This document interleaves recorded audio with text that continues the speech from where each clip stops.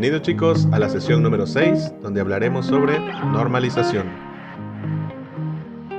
Hi, I'm Marie Kondo. I'm so excited to introduce my Tidying course. Seguramente has escuchado de Marie Kondo, una famosa autora, empresaria y consultora de organización japonesa. Autora del libro La magia del orden y su método KonMari, que aúna la filosofía oriental, el Feng Shui y el coaching inspiracional. La famosa Marie Kondo ha puesto la idea de moda. Organizar es el mayor favor que puedes hacer en tu día a día. Organizar los datos de una empresa o catálogo es aún más importante que identificar los calcetines correctos en el cajón cada mañana. Tal y como cito de las palabras de Alma Muñoz en su reportaje ¿Por qué es tan importante la normalización de base de datos? Estas filosofías de organización también existen en el manejo de la información digital. Su equivalente en las bases de datos son las formas normales. De acuerdo con Kendall y Kendall y el análisis y diseño de sistemas, la normalización se puede definir como la transformación de las vistas de usuario complejas y del almacén de datos a un juego de estructuras de datos más pequeñas y estables. Además de ser más simples y estables, las estructuras de datos son más fáciles de mantener que otras estructuras de datos. En Platzi podemos encontrar lo siguiente. El proceso de normalización de una base de datos consiste en aplicar una serie de reglas para evitar a futuro realizar consultas innecesariamente complejas. En otras palabras, están enfocadas a eliminar redundancias e inconsistencias de dependencias en el diseño de las tablas. Las bases de datos se normalizan para, número 1, evitar redundancia de datos, número 2, proteger la integridad de los datos, número 3, evitar problemas de actualización de los datos en las tablas. Existen tres formas normales consideradas como principales, pero vayamos trabajándolas de forma orgánica con el siguiente ejemplo. Problema: crear una tabla normalizada con la siguiente sentencia. Tenemos a 5 trabajadores que debemos registrar para el control de una empresa y nos interesa saber su nombre completo, su puesto, su salario, que por cierto su salario depende directamente del puesto, teléfonos de contacto y correos electrónicos de contacto. En el caso de los teléfonos y los correos electrónicos, se debe poder registrar todos los que sean posibles. Punto número 1. Como primer paso, vamos a interpretar literalmente esta información y a crear nuestra tabla prototipo. Podemos observar que, en la tabla propuesta, podemos almacenar sin ningún problema los datos que nos requieren. Si el propósito es simplemente llevar un control informal de esta información, es suficiente aplicar esta solución. Sin embargo, como crearemos una base de datos que se usará para un sistema informático, es necesario mirar con más cuidado y realizar los cambios pertinentes. Recuerden que planear y modificar estos cambios desde ahorita nos ahorrará muchos dolores de cabeza al tratar de realizar consultas de información. Como cuando creamos un programa y queremos cambiarlo de última hora cuando ya está completo, resulta un poco difícil. Por eso es importante en cualquier sistema de software y base de datos una planeación eficaz y eficiente. Punto número 2. Como segundo paso, tenemos que identificar a cada trabajador con una clave única, que permita señalar de manera única e irrepetible a cada persona, lo que significa que el primer cambio modificaría la tabla de la siguiente manera. Con esto, cuando pida la información del trabajador 03, ya sabría que solo me refiero a Miguel Ángel Ponce Briceño y a nadie más. Pero, ¿será esto suficiente? Punto número 3. Como tercer paso, observamos que tenemos datos repetidos. Observa con atención al trabajador 03. En el campo teléfono.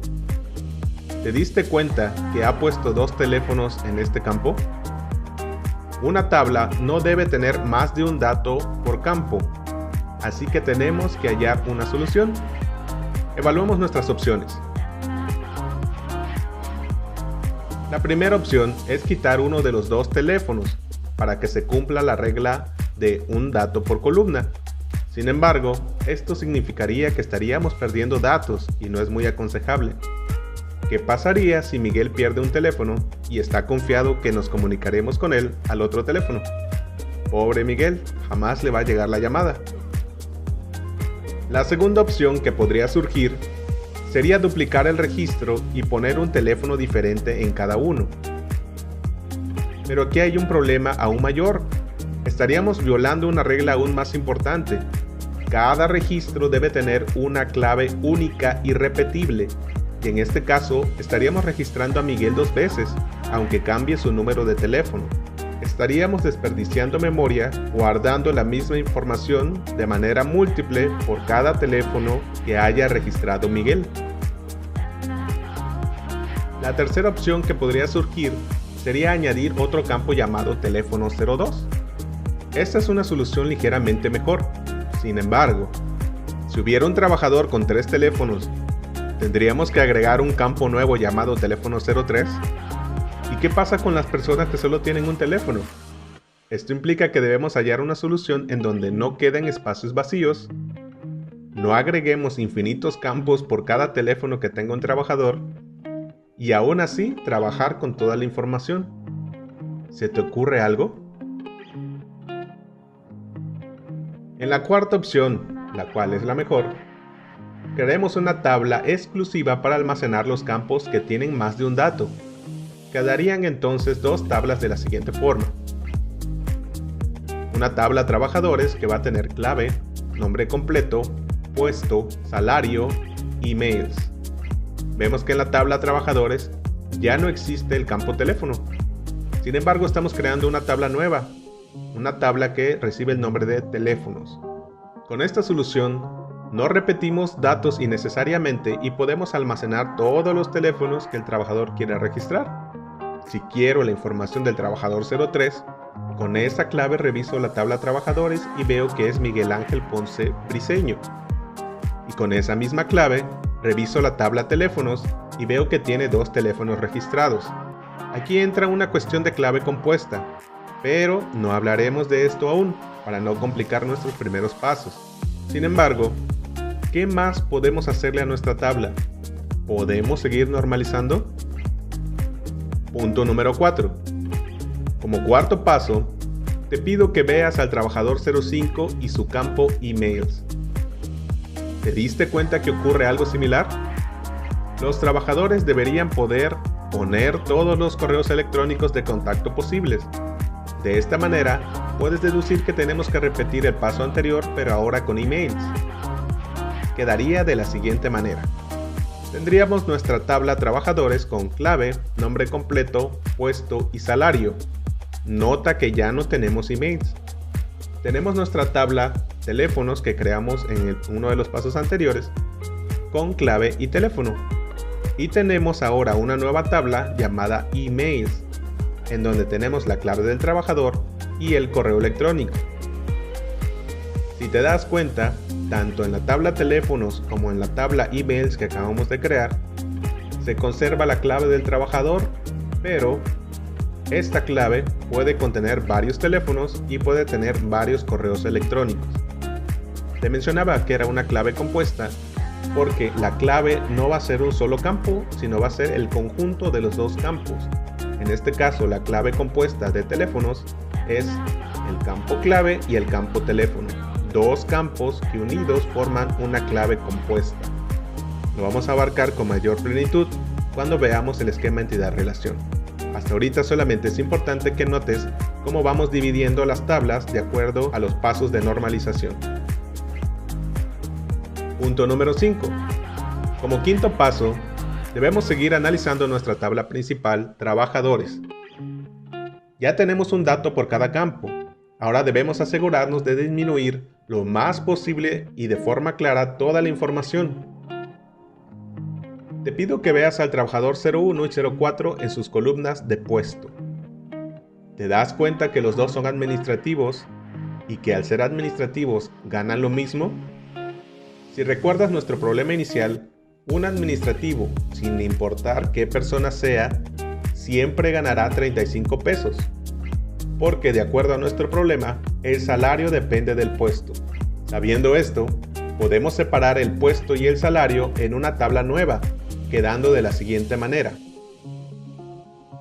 Creamos una tabla nueva llamada puestos que tenga dos campos, el campo puesto y el campo salario. De tal manera que nuestro nexo con la tabla trabajadores, que es nuestra tabla principal, ya no va a ser la clave del trabajador, sino va a ser el nombre del puesto.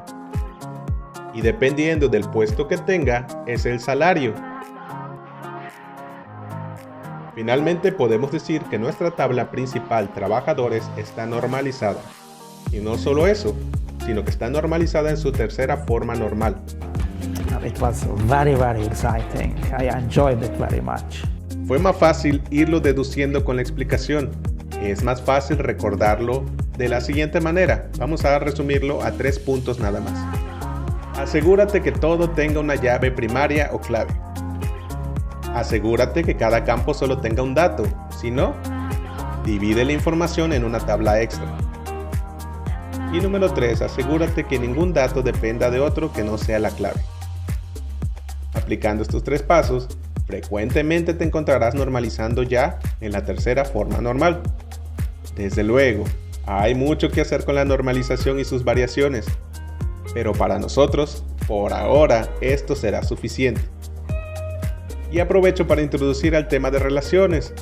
¿Te has fijado que los trabajadores se identifican por su clave de trabajador en la tabla trabajadores, en la tabla teléfonos y en la tabla emails?